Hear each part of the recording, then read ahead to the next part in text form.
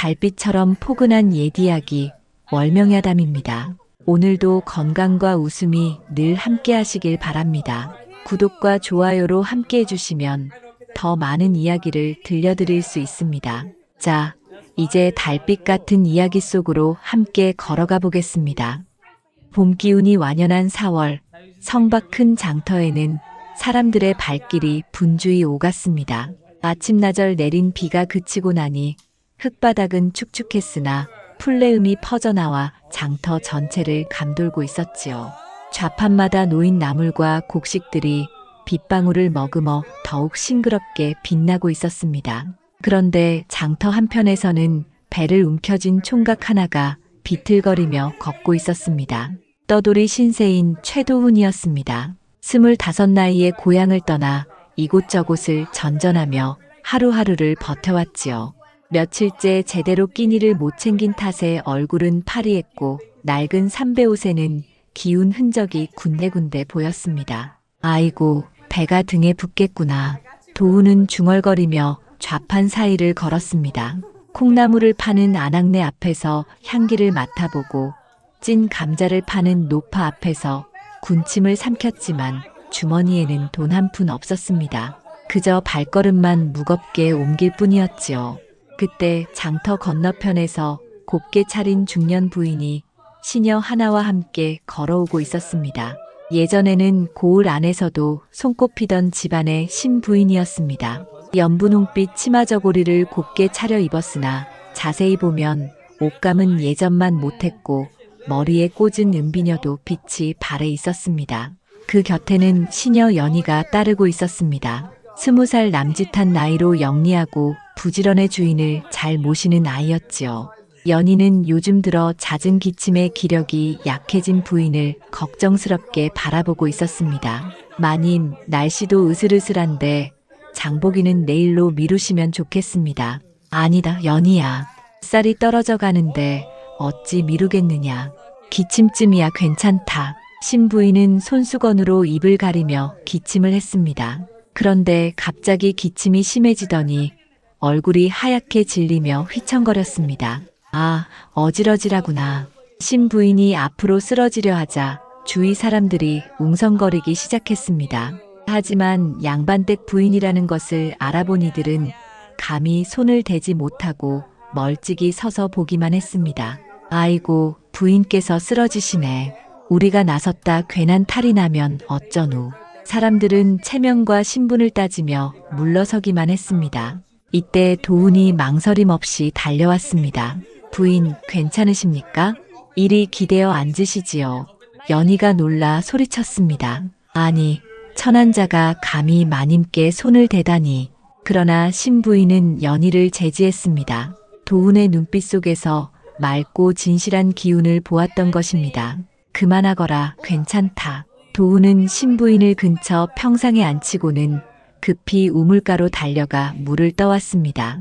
두 손으로 찬물을 받쳐들고 정성스럽게 내밀었습니다. 부인, 찬물로 입을 축이시고 천천히 숨을 고르시지요. 신부인은 물을 조금씩 마시더니 서서히 안색이 돌아왔습니다. 그리고 도훈을 찬찬히 바라보았습니다. 비록 남루한 차림새였으나 눈빛만큼은 따뜻하고 고닫습니다. 고맙구나, 총각. 별 말씀을 다 하십니다. 어려움에 처한 분을 돕는 건 당연하지요. 연희는 여전히 경계하는 눈빛을 거두지 않았습니다. 마님, 저런 거지 같은 자를 어찌 믿으십니까? 신부인은 고개를 저었습니다. 연희야, 사람의 됨됨이는 겉모습이 아니니라. 이 총각은 마음이 착하다. 그때 신부인이 일어서려다 치마 소매가 살짝 들리며 오래된 인장끈이 드러났습니다. 빛바랜 끈은 매듭이 풀어질 듯 헤어져 있었지요. 집안 사정이 예전만 같지 않음을 말해주는 모습이었습니다. 도훈은 모른 척했지만 가슴 한편이 아릿했습니다. 부인, 이제는 좀 나아 보이셔서 다행입니다. 몸조리를 잘하시지요. 도훈이 정중히 인사하자 신부인은 빙그레 웃었습니다. 착한 총각이구나. 이름이 무엇이냐? 최도훈이라 합니다, 부인. 도훈이라 좋은 이름이구나. 오늘 은혜는 잊지 않겠다. 신부인과 연희가 장을 보러 떠난 뒤 도훈은 다시금 배고픔이 몰려와 한숨을 내쉬었습니다.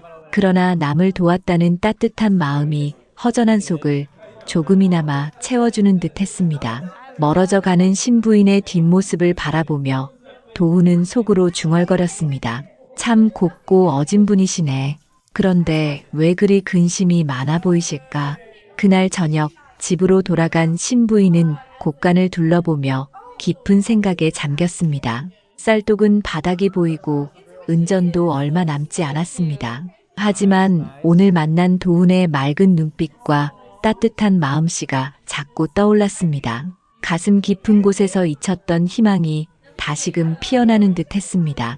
그 이튿날 아침 신부인은 평소보다 일찍 잠에서 깨어 뜰 앞에 서 있었습니다. 밤새도록 최도훈의 맑은 눈빛과 따뜻한 마음씨가 자꾸 떠올라 마음이 편치 않았던 까닭이지요. 부엌에서 아침을 준비하던 연희가 다가왔습니다. 마님, 무슨 생각을 그리 깊이 하고 계십니까? 연희야, 어제 본 그 총각 말이다. 참으로 마음씨가 곱더구나. 연희는 여전히 못마땅한 얼굴이었습니다. 마님, 아무래도 조심하셔야 합니다. 세상에는 겉만 번드르르한 자들이 많지요. 신부인은 고개를 저으며 조용히 답했습니다. 사람의 눈은 속일 수 있어도 마음은 속이지 못하는 법이다. 그 총각의 눈빛에는 거짓이 없었다. 그때 대문 밖에서 구걸하는 소리가 들려왔습니다. 연희가 나가보니 뜻밖에도 어제의 도훈이 서 있었습니다. 얼굴은 한층 더 야위었고 발걸음은 힘이 없어 보였습니다. 혹시 어제 뵌 부인께서 계신지 해서 도훈은 부끄러운 듯 고개를 숙였습니다. 자존심이 상했지만 배고픔을 견디다 못해 찾아온 것이었습니다. 연희는 냉랭하게 쏘아붙였습니다. 그럴 줄 알았습니다. 어제 친절을 베푼 것은 오늘 이런 걸 바라서였군요. 그러나 신부인이 직접 나와 연희를 제지했습니다. 그만하거라 연희야. 총각 이리 들어오너라. 부인 죄송합니다. 너무 배가 고파서. 도훈은 고개를 들지 못한 채 중얼거렸습니다. 신부인은 안채로 데려가 따뜻한 밥상을 차려주었습니다. 보리밥에 된장찌개, 김치 몇 점뿐이었지만 도훈에게는 그야말로 진수성찬이었지요. 천천히 먹거라. 급히 먹으면 탈이 난다. 고맙습니다, 부인. 이런 은혜를 제가 어찌 갚을 수 있을지. 도훈은 눈가가 붉어지며 밥을 먹었습니다. 며칠 만에 먹는 따뜻한 밥이기에 더욱 꿀맛 같았습니다. 신부인은 그런 도훈을 지켜보며 가슴이 짠해졌습니다. 총각, 혹시 머물 곳이 있느냐? 없습니다, 부인. 저는 떠돌이 신세라. 신부인은 잠시 생각하다가 말했습니다. 그렇다면 며칠은 행랑채에 머물러라. 대신 마당 일을 거들어주면 되겠다. 연희가 눈을 크게 뜨며 반대했습니다. 마님, 아무리 착해 보여도 남정네를 집안에 들이는 건 위험합니다. 그러나 신부인은 단호했습니다. 연희야, 한때 우리 집도 남의 도움으로 살았던 적이 있다. 지금은 우리가 남을 도와야 할 때다. 그날부터 도훈은 신부인의 집 행랑채에 머물게 되었습니다. 그는 고마운 마음을 담아 마당의 자질구레한 일을 도맡았습니다. 무엇보다 고장난 우물 두레가 눈에 띄었습니다. 나무축이 썩어 물을 길어 올리기가 힘들었던 것이지요. 도훈은 산에 올라 단단한 참나무 가지를 구해와 정성껏 깎아 새 축을 만들었습니다. 하루 종일 땀을 흘려가며 고치고 나니 두레가 한결 부드럽게 돌아갔습니다. 아이고, 이제야 물 깊기가 수월해졌구나. 신부인이 흐뭇해하며 말하자 연희도 조금은 마음이 풀린 듯 했습니다. 도훈은 이어 장마철에 무너진 담장 한 자락도 고쳤습니다. 흙을 이겨 돌을 쌓아 올려 튼튼하게 보수하니 담장이 제 모습을 되찾았습니다. 그때 부엌기와 밑에서 오래된 쪽지 하나가 나왔습니다. 그를 아는 도훈이 펼쳐보니 거래처 표식이 찍혀 있었습니다. 부인, 이건 무엇입니까? 신부인이 받아보니 예전부터 알고 지내던 상인들의 이름이 적혀 있었습니다. 쌀상 좌수, 포목상 노장, 소금상 주인의 이름이 보였지요. 아, 이게 아직 남아있었구나. 신부인은 쪽지를 손에 쥔 채 옛 생각에 잠겼습니다. 집안이 번성하던 시절 그들과는 오래도록 거래를 이어왔던 것이지요. 지금은 사정이 어려워져 왕래가 끊겼지만 인연은 아직 남아 있었습니다. 며칠이 지나자 도훈의 성실함이 집안에 스며들었습니다. 새벽에 일찍 일어나 마당을 쓸고 장작을 패어 부엌에 쌓아두고 빨래터에서 빨래까지 거들었습니다. 무엇보다 일을 대충 하는 법이 없었지요. 연희도 이제는 도훈을 바라보는 눈길이 달라졌습니다. 참 부지런하구나. 게다가 거짓이 없네. 어느 날 저녁 신부인은 도훈을 불러 말했습니다. 너는 참 성실한 사람이구나. 그 성실함이면 장사도 할 수 있겠다. 도훈은 깜짝 놀라며 대꾸했습니다. 장사라니요? 저 같은 자가 무슨 장사를. 신부인은 빙그레 웃었습니다. 사람도 미천이 된다. 내가 가진 성실함과 정직함이야말로 가장 큰 미천이지. 그날 밤 신부인은 곳간을 살펴보며 작은 미천을 마련할 생각에 잠겼습니다. 얼마 남지 않은 쌀과 은전이었지만 도훈에게는 새로운 시작이 될 수 있을 것입니다. 그리고 예전 인연이던 상인들을 소개하는 서찰도 써야겠다고 마음을 굳혔습니다. 며칠이 더 흐른 어느 아침 신부인은 도훈을 곳간으로 불렀습니다. 곳간 안에는 쌀자루 몇 개와 작은 괴짝들이 놓여 있었는데 예전에 넉넉하던 기운은 사라지고 쓸쓸한 분위기가 감돌고 있었습니다. 그러나 부인의 얼굴에는 오히려 설레는 빛이 어려 있었습니다. 이리 들어오너라. 부인은 구석에서 쌀자루 하나와 작은 보자기에 싼 은전을 꺼냈습니다. 많지는 않았으나 장사를 시작하기엔 충분한 미천이었지요. 부인, 이건 무엇입니까? 너에게 주는 미천이다. 쌀 한 가마와 은전 성냥이니라. 도훈은 깜짝 놀라 손사래를 쳤습니다. 아닙니다. 이미 큰 은혜를 입었는데 어찌 이런 것까지. 부인은 그의 손을 꼭 잡으며 말했습니다. 잘 들어라. 사람도 미천이 되는 법이다. 먼저 장터의 상인들을 찾아가라. 내가 보냈다 전해도 좋다. 그러면서 품 안에서 서찰 2통을 꺼내 보였습니다. 정성스레 쓴 글씨에 봉인이 찍혀 있었습니다. 이것은 곡식을 하는 상인에게, 저것은 포목을 하는 상인에게 보내는 것이다. 두 분 모두 내가 오래도록 알고 지내던 분들이다. 도훈은 서찰을 받아들고는 몸 둘 바를 몰랐습니다. 부인, 저 같은 미천한 자에게 어찌 이런 은혜를. 부인의 눈가에 지난 세월이 스치듯 빛이 어려 있었습니다. 예전에 우리 집이 기울었을 적에도 많은 분들이 도와주셨다. 이제는 내가 그 은혜를 갚을 차례지. 곁에서 듣던 연희를 돌아보며 이윽고 덧붙였습니다. 연희야, 함께 장터로 가서 길을 안내해 주어라. 연희는 못마땅한 기색이었으나 부인의 뜻을 거스를 수는 없었습니다. 알겠습니다, 마님. 하지만 저런 차림으로 상인들을 뵙기에는 좀. 부인이 고개를 끄덕였습니다. 그것도 그렇구나. 도훈아, 옷장에 있는 옷을 꺼내 입어라. 비록 낡았으나 기워놓은 것이니 단정하게 보일 것이다. 도훈은 고마운 마음으로 옷을 갈아입었습니다. 비록 헌옷이었지만 깨끗하게 빨아 기운 흔적이 있어 보기에 나쁘지 않았습니다. 이윽고 연희와 함께 길을 나섰습니다. 길을 걸으며 연희가 낮은 목소리로 말했습니다. 곡식을 하는 상인은 연세가 많으시니 깎듯이 인사드려야 해요. 포목상인은 까다로운 분이니 말조심을 해야 하고. 고맙습니다. 덕분에 실수하지 않겠습니다. 연희는 처음보다 도훈을 덜 경계하는 눈빛으로 바라보았습니다. 며칠을 함께 지내니 그의 성품이 허튼 사람이 아니라는 것을 조금씩 알게 된 까닭이지요. 그런데 정말 장사를 해보겠다는 거예요? 예. 부인께서 기회를 주셨으니 정성을 다해 해보려 합니다. 장터에 이르자 먼저 곡식을 하는 상인의 가게로 향했습니다. 상인은 머리가 희끗한 노인으로 오랫동안 곡식을 다뤄온 노련한 사람이었습니다. 어르신, 부인께서 보내신 사람입니다. 상인은 서찰을 받아보고 고개를 끄덕였습니다. 아, 부인께서 그분은 요즘 어떠신가? 평안히 지내십니다. 이자는 최도훈이라 하며 장사를 배우고 싶어 합니다. 상인은 도훈을 찬찬히 훑어보고는 말했습니다. 그렇다면 작은 것부터 해보거라. 쌀 한 가마를 가져가 되팔아보고 그 결과를 보자꾸나. 예, 어르신. 정성껏 해보겠습니다. 이어서 포목을 하는 상인의 가게로 갔습니다. 그는 깐깐하기로 소문난 사람이었습니다. 서찰을 읽어보더니 심드렁하게 고개를 끄덕였습니다. 부인의 소개라면 믿을만하지. 무명 몇 피를 내어주겠다. 단 정한 날 안에 값을 꼭 갚아야 한다. 알겠습니다, 어르신. 기한을 반드시 지키겠습니다. 두 상인 모두 신부인의 체면을 보아 도훈에게 기회를 내주었습니다. 물건의 단가와 기한을 꼼꼼히 정하였고 도훈은 그 모든 말을 가슴속에 깊이 새겨두었습니다. 돌아오는 길에 연희가 말했습니다. 다행히 잘 되었네요.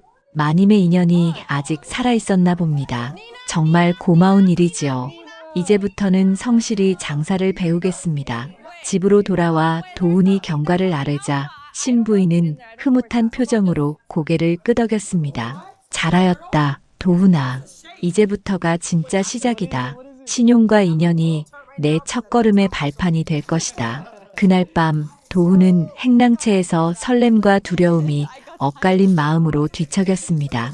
드디어 자신만의 길을 걸을 수 있게 된 것이지요. 부인의 은혜와 믿음을 저버리지 않으려면 반드시 성공해야 한다고 굳게 다짐했습니다.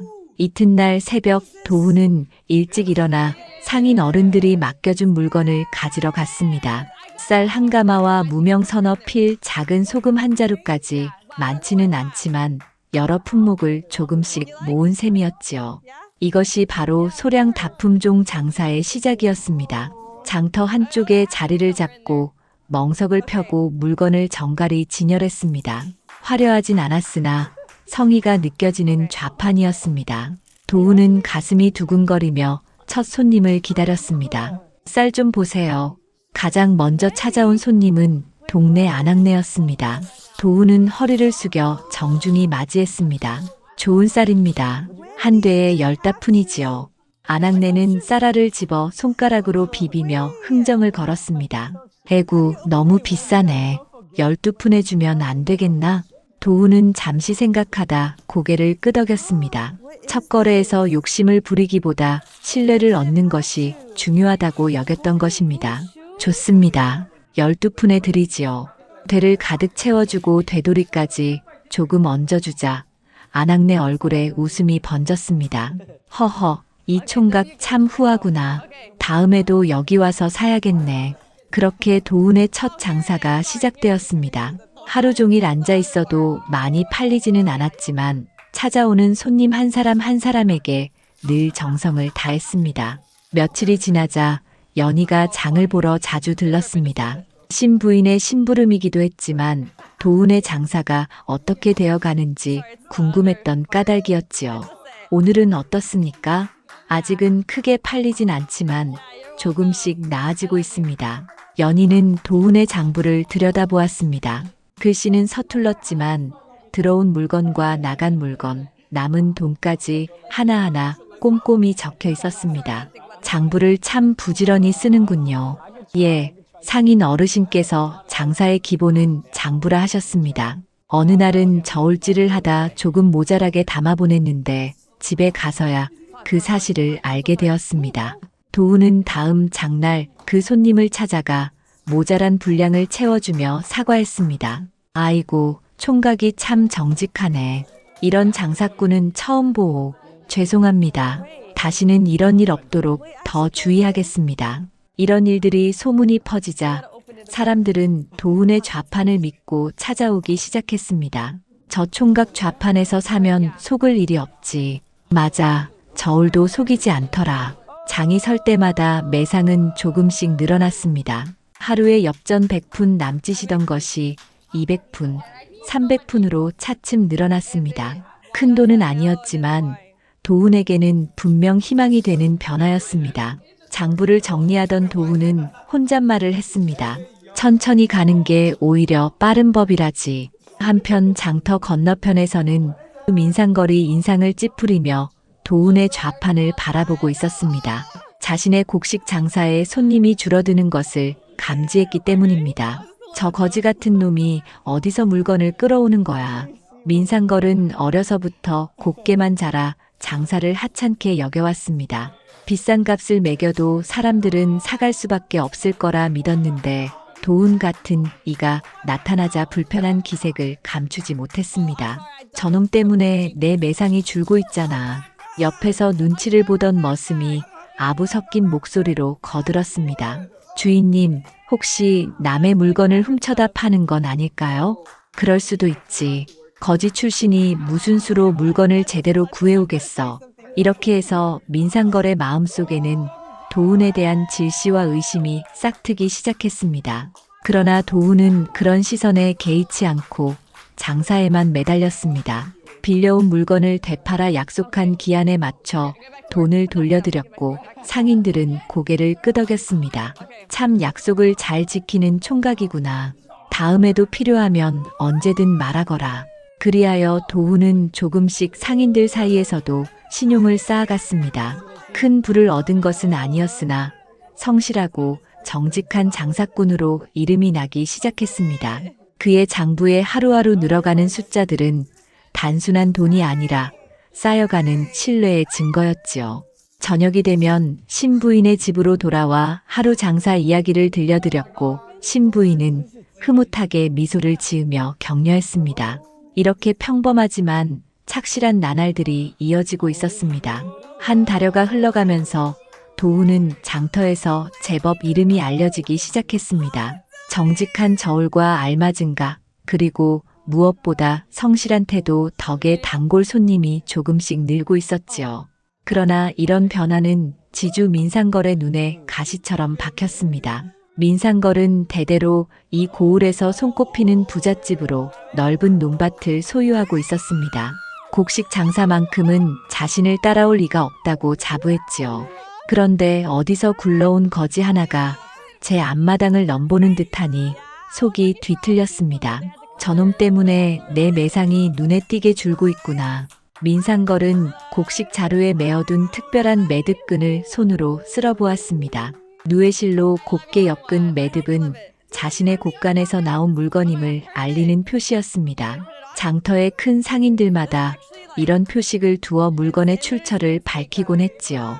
주인님, 그 최도훈이라는 총각 어디서 그리 물건을 구해오는지 수상합니다.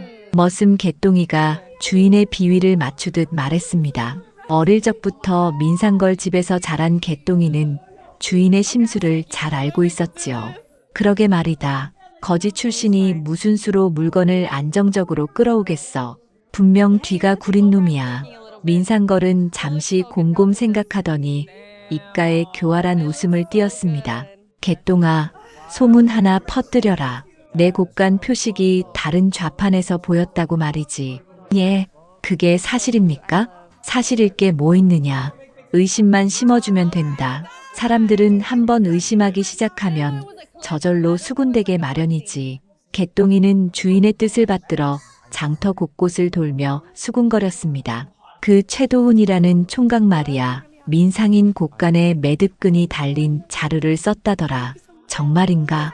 그렇다면 혹시 큰 소리 내지 마. 하여간 수상한 구석이 있지. 며칠이 지나자 도훈을 향한 사람들의 눈길이 달라지기 시작했습니다. 그 총각이 혹시 남의 물건을 빼돌리는 건 아닐까? 글쎄다, 거지 출신이 갑자기 장사를 잘한다는 게 이상하긴 하지. 그러나 민상걸은 여기서 멈추지 않았습니다. 단순한 소문으로는 도훈을 몰아낼 수 없다고 여겼던 것입니다. 그는 개똥이를 불러들여 은밀히 속삭였습니다. 가짜 매듭끈을 만들자. 또 내 곳간 장부와 비슷하게 꾸며라. 그놈이 내 창고에서 곡식을 훔쳤다는 기록으로. 예, 주인님. 이 정도면 관아에서도 믿을 듯합니다. 민상걸은 위조된 자루끈과 거짓 장부를 보며 흐뭇해했습니다. 내 곳간에서 흘러나간 물건이 저 총각 좌판으로 들어갔다고 하면 그만이지. 내일 바로 관아에 가서 고발하겠다. 다음 날 아침 그는 위조된 증거들을 들고 관아로 향했습니다. 속으로는 도훈을 완전히 짓밟겠다는 생각뿐이었습니다. 한편 도훈은 이런 음모가 꾸며지고 있는 줄도 모르고 평소처럼 장사에 나섰습니다. 마침 연희가 장을 보러 왔고 도훈은 반갑게 맞이했습니다. 오늘은 무명이 좋아 보입니다. 마님께 전해드리시지요. 고맙습니다. 그런데 요즘 장터가 좀 이상하지 않습니까? 사람들이 자꾸 수군거리는 것 같아요. 도훈도 고개를 끄덕였습니다. 저도 느꼈습니다. 하지만 저는 떳떳하게 장사하고 있으니 걱정할 것 없지요. 그러나 도훈의 이런 여유는 오래가지 못했습니다. 그날 오후 관아의 포졸들이 들이닥친 것입니다. 최도훈이라는 자가 누구냐? 저입니다만 민상인이 너를 고발했다. 관아로 따라가야겠다. 사람들이 웅성거리며 수군댔습니다. 역시 수상한 데가 있었구나. 내 그럴 줄 알았다니까. 거지가 갑자기 장사에 성공한다는 게 말이 안 되지. 도훈은 당황했으나 떳떳했기에 고개를 들고 대답했습니다. 무슨 일입니까? 저는 잘못한 것이 없습니다. 포졸들은 묵묵히 도훈을 데리고 관아로 향했습니다. 연희는 급히 집으로 달려가 소식을 전했습니다. 마님, 큰일 났습니다. 도훈 총각이 관아에 끌려갔습니다. 신부인은 깜짝 놀라며 자리에서 일어섰습니다. 그럴 리가 있느냐? 그럴 아이가 아니다. 분명 누군가의 모함이로구나. 마님, 어찌하면 좋겠습니까? 어서 관아로 가자. 그 아이를 돕지 않으면 안 된다. 이렇게 해서 도훈은 뜻밖의 위기에 처하게 되었습니다. 민상걸의 치밀한 모함 앞에서 과연 결백을 증명할 수 있을지 앞날이 아득하기만 했습니다. 관아 대청 마루에는 팽팽한 긴장감이 감돌고 있었습니다. 높은 자리에 앉은 원님 유경언은 50줄의 노련한 관리로 눈빛 하나가 사람의 속내를 꿰뚫는 듯 했습니다. 대청 아래에는 고발인 민상걸이 서 있었고 피고발인 도훈은 긴장한 기색으로 무릎을 꿇고 있었습니다. 한쪽에는 신부인과 연희가 걱정스러운 눈빛으로 지켜보고 있었습니다. 민상걸, 고발 내용을 다시 말해보아라. 원님의 위험 있는 목소리에 민상걸이 앞으로 나와 예를 올렸습니다. 원님, 저 최도훈이라는 총각이 제 곳간에서 곡식을 훔쳐 장터에서 팔고 있습니다. 무슨 근거로 그런 말을 하느냐? 민상걸은 미리 준비해둔 장부와 곡식 자루끈을 내놓았습니다. 이것이 증거입니다. 제 곳간에서만 쓰는 매듭끈이 저 총각 물건에서 나왔습니다. 원님은 물증을 차례로 살펴보고 도훈을 향해 물었습니다. 최도훈, 내 말은 어떠하냐? 도훈은 억울한 마음에 목소리가 떨렸습니다. 원님, 저는 남의 물건을 훔친 적이 없습니다. 제가 판 것은 모두 정당하게 구해온 것입니다. 그렇다면 어디서 구해왔는지 밝히거라. 그때 신부인이 앞으로 나서며 절을 올렸습니다. 원님, 제가 증언하겠습니다. 이 총각은 제가 알고 지내는 상인들을 통해 물건을 들여왔습니다. 신부인은 품에서 속의 서찰을 꺼내 보였습니다. 봉인 끈과 밀랍은 그대로 보관된 상태였습니다. 이것이 제가 곡식과 포목을 하는 상인들에게 보낸 서찰입니다. 봉인을 확인해 보시지요. 원님은 서찰을 꼼꼼히 살펴보았습니다. 봉인 매듭과 밀랍이 훼손되지 않은 것을 보고는 고개를 끄덕였습니다. 그 상인들을 불러오너라. 잠시 뒤 두 상인이 불려왔습니다. 한 사람은 곡식을 크게 하는 이였고 다른 한 사람은 포목을 다루는 이였습니다. 곡식 상인이 먼저 증언했습니다. 원님, 부인의 소개로 최도훈에게 쌀 한 가마를 외상으로 주었습니다. 기한은 보름이었는데 약속한 날에 정확히 값을 받았습니다. 포목 상인도 고개를 끄덕이며 말했습니다. 저 또한 무명 서너 피를 외상으로 주었는데 정한 단가대로 약속한 날에 값을 받았습니다. 그 총각은 믿을 만합니다. 원님은 눈빛을 날카롭게 하며 물었습니다. 납품 날짜와 값이 분명하냐? 예, 4월 보름에 쌀 한 가마를 5냥에 20알에 무명 필당 2냥에 주었습니다. 그때 연희가 앞으로 나와 품에서 작은 장부를 꺼냈습니다. 원님, 저는 마님 심부름으로 장터에 자주 갔습니다. 그때마다 적어둔 물건 목록이 있습니다. 연희의 장부에는 날짜별로 구입한 물건과 양이 꼼꼼히 적혀 있었고 내용은 상인들의 말과 정확히 맞아떨어졌습니다. 원님은 다시 민상걸을 불렀습니다. 민상걸, 내가 낸 장부를 다시 보도록 하지. 민상걸이 내놓은 장부와 매듭끈을 살펴보던 원님의 얼굴이 굳어졌습니다. 장부의 먹색은 지나치게 진했고 종이 질도 달랐습니다. 무엇보다 도장 자국이 부자연스러웠습니다. 이 장부는 언제 쓴 것이냐? 그것은 민상걸이 더듬거리자 원님의 목소리가 무겁게 울렸습니다. 먹빛을 보아하니 며칠 전에 쓴 것이 분명하다. 어찌 한 달 전 일을 기록한 장부가 이리 새 것 같으냐? 민상걸의 얼굴에 식은땀이 흘렀습니다. 그건 새로 옮겨 쓴 것이오. 그만하라. 표시끈도 새로 만든 티가 역력하다. 오래된 것이라면 실이 바래고 매듭이 헤어져야 하는데 어찌 이리 반들하냐. 이때 장터의 다른 상인들이 불려와 입을 모았습니다. 원님, 최 총각은 저울을 속인 적이 없습니다. 모자라면 다음 장에서 꼭 채워주곤 했습니다. 흥정할 때도 정직했지요. 물건질도 좋았습니다. 민상인 물건과는 전혀 다른 것들이었습니다. 증언이 잇따르자 민상걸의 얼굴은 점점 창백해졌습니다. 거짓이 들통나는 순간이었지요.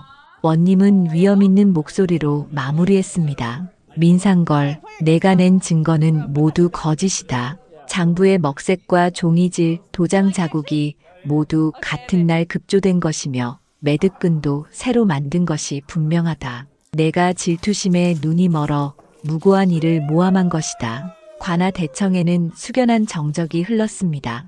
도우는 안도의 숨을 내쉬었고 신부인과 연인은 서로 얼굴을 마주보며 다행스러워했습니다.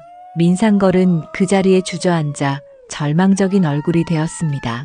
최도우는 결백하다. 모든 물건을 바르게 구해다 판 것이 분명하다. 원님의 이 한마디로 도훈의 억울함은 완전히 풀렸습니다. 정의가 이긴 순간이었습니다. 원님 유경원은 잠시 생각에 잠긴 듯 조용히 앉아 있다가 위험 있는 목소리로 입을 열었습니다. 대청 안의 사람들이 숨을 죽이고 귀 기울였습니다.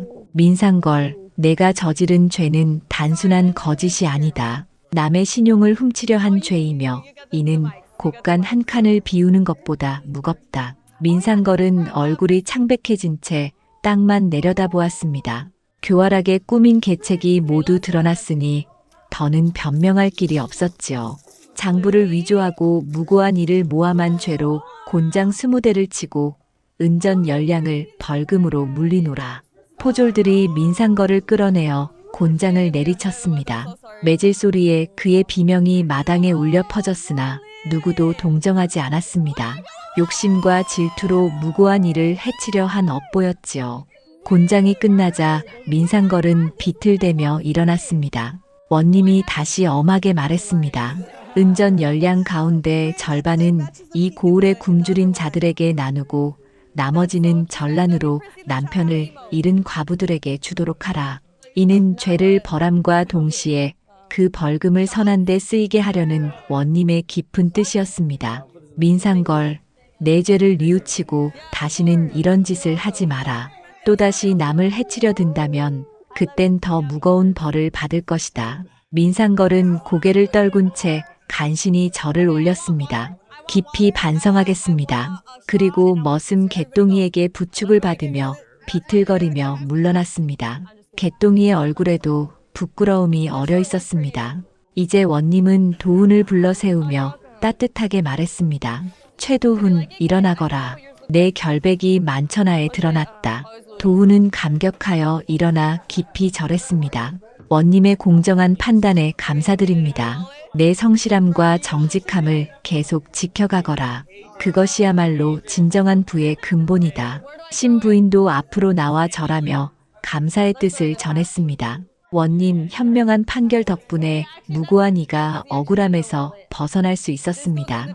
부인, 그대가 가진 선한 마음이 이 젊은이에게 길을 열어주었고 그 길이 오늘의 결실을 맺었다. 참으로 귀한 일이지. 관할을 나서자 장터 사람들로부터 환호가 쏟아졌습니다. 모두 도훈을 둘러싸고 기뻐하며 말했습니다. 역시 정직한 총각이었어. 민상인이 질투심에 눈이 멀어 그런 짓을 한 거였구나. 앞으로는 더 믿고 물건을 사야겠다. 거래하던 상인 어른들도 다가와 격려했습니다. 도훈아, 이번 일로 내 신용이 더 깊어졌다. 앞으로 더 많은 기회를 주겠다. 정직한 상인이 이런 억울함을 당해서는 안 되지. 그날 저녁 집으로 돌아온 도훈은 마당에 서서 하늘을 올려다보았습니다. 구름 사이로 별빛이 반짝이고 있었습니다. 오늘 하루가 꿈만 같았지요. 연희가 다가와 말했습니다. 정말 다행입니다. 마님도 마음을 놓으셨습니다. 고마워. 내가 장부를 꼼꼼히 적어둔 덕분에 결백을 밝힐 수 있었어. 저는 그저 당연한 일을 했을 뿐입니다. 신부인이 뒤따라 나와 흐뭇하게 웃었습니다. 도훈아, 이제 떳떳하게 장사할 수 있게 되었구나. 부인, 모든 것이 부인께서 기회를 주신 덕분입니다. 그 은혜를 평생 잊지 않겠습니다. 그 무렵 장터 한편에서는 도훈의 좌판에 사람들이 모여들었습니다. 그의 장부 귀퉁이에 적힌 글귀가 눈에 띈 까닭이었습니다. 여기 뭐라고 적혀 있지? 모자람은 채우고 넘침은 덜어 나눈다라고 쓰여 있네. 참 좋은 말이지. 저 총각이 믿을 만한 까닭이 여기 있구나. 그 글귀는 도훈이 장사를 시작하며 마음에 새긴 다짐이었습니다. 모자라게 주면 반드시 채워주고 지나치게 남기려 하지 않겠다는 뜻이었지요. 며칠이 지나자 이번 사건은 온 고을에 퍼졌습니다. 탐욕스러운 부자가 정직한 총각을 모함하다가 벌을 받은 이야기로 사람들에게 큰 교훈을 남겼습니다. 역시 하늘이 보고 있구나. 악한 마음은 언젠가 드러나는 법이지. 정직하게 살아야 복을 받는다. 원님의 판결은 단순히 한 사건의 끝이 아니라 이 고을에 권선징악의 교훈을 심어주는 계기가 되었습니다. 도훈의 성실함과 정직함은 이제 많은 이의 마음속에 깊이 자리 잡았지요. 그날 밤 도훈은 깊은 잠에 들었습니다. 억울함이 풀린 안도감과 더불어 앞으로도 정직하게 살아가야겠다는 다짐을 품으며 눈을 감았습니다. 꿈속에서는 번창하는 장터와 환히 웃는 사람들의 모습이 펼쳐지고 있었습니다. 원님의 판결이 내려진 지 한 달이 흘렀습니다. 도훈의 결백이 만천하에 드러난 뒤로 그를 찾는 손님이 부쩍 늘어났습니다. 그러나 도훈은 여전히 욕심을 부리지 않았습니다. 이윤을 크게 남기려 하기보다는 거래처를 하나둘 늘려가며 외상 관리에 더 마음을 기울였지요. 어느 아침 도훈은 평소처럼 일찍 일어나 장부를 들여다보며 붓끝을 움직이고 있었습니다. 처음에는 곡식과 포목을 하는 상인들만 상대했으나 이제는 나물, 콩나물, 젓갈을 다루는 상인들과도 거래를 넓혀 장부가 한결 두터워졌습니다. 천천히 가더라도 확실히 가는 것이 좋겠다. 도훈은 혼잣말을 하며 전날 거래를 하나하나 적어 내려갔습니다. 들어온 물건, 나간 물건, 외상으로 내어준 것과 받은 것까지 빠짐없이 기록했습니다. 그때 연희가 장을 보러 찾아왔습니다.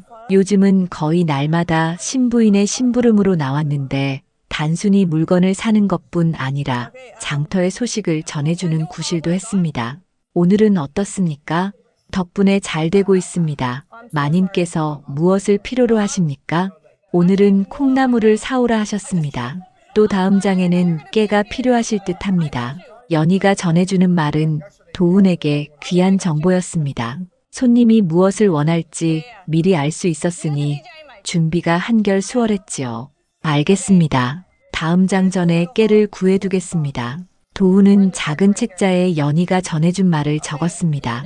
이렇게 손님의 필요를 미리 파악해 대비하니 장사가 훨씬 수월해졌습니다. 몇 달이 흐른 뒤에는 달마다 한 번씩 거래처 상인들을 찾아뵙고 장부를 정리했습니다. 외상값은 약속대로 제때 갚고 다음 달 물건을 미리 주문했지요. 참 꼼꼼하구나. 이런 시기라면 신용이 더욱 두터워질 게다.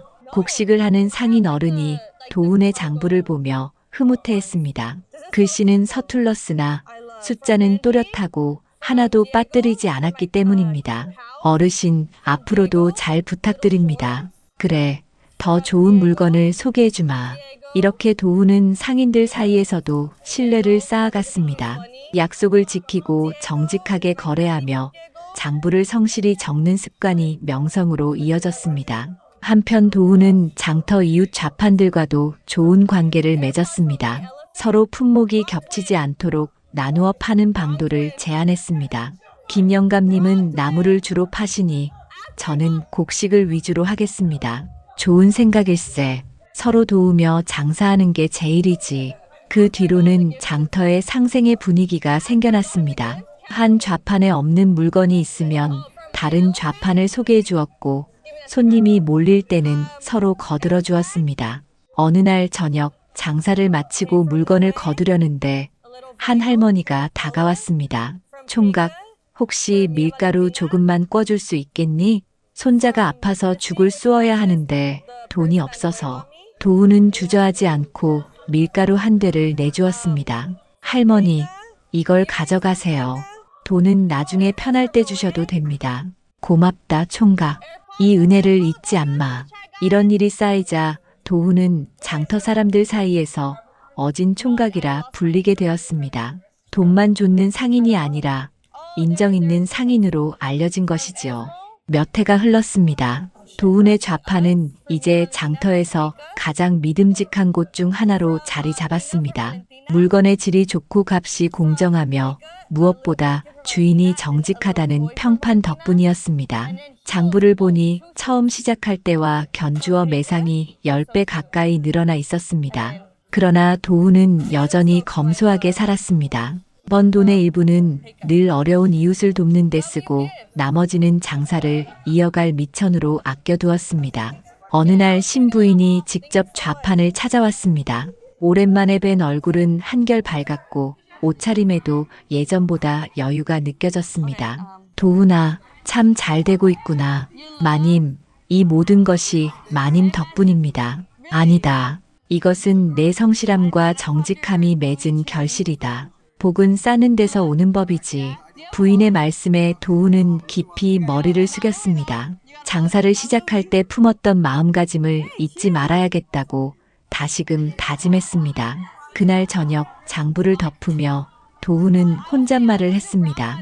탐욕은 벌을 부르고 성실은 복을 불러온다. 이 말은 이제 장터 사람들의 입에서 입으로 전해지는 교훈이 되었습니다. 민상거래 몰락과 도훈의 성공을 떠올리며 사람들은 저마다 깨달음을 얻었지요. 역시 하늘이 굽어보고 있구나. 악한 마음은 반드시 드러나는 법이지. 정직하게 살아야 복을 받는다. 원님의 판결은 한 사건의 끝을 넘어서 이 고을의 권선징악의 교훈을 새기게 했습니다. 그리고 도훈의 성실함과 정직함은 많은 이의 마음속에 길이 남게 되었습니다. 달빛이 고요히 내린 장터에서 도훈은 내일을 준비했습니다. 천천히 가더라도 바른 길을 걸어가는 것, 그것이야말로 진정한 부의 근본임을 온몸으로 깨달았지요. 그의 이야기는 오랫동안 사람들의 입에 오르내리며 정직하게 살아가려는 이들에게 희망과 용기를 주는 아름다운 야담으로 남게 되었습니다.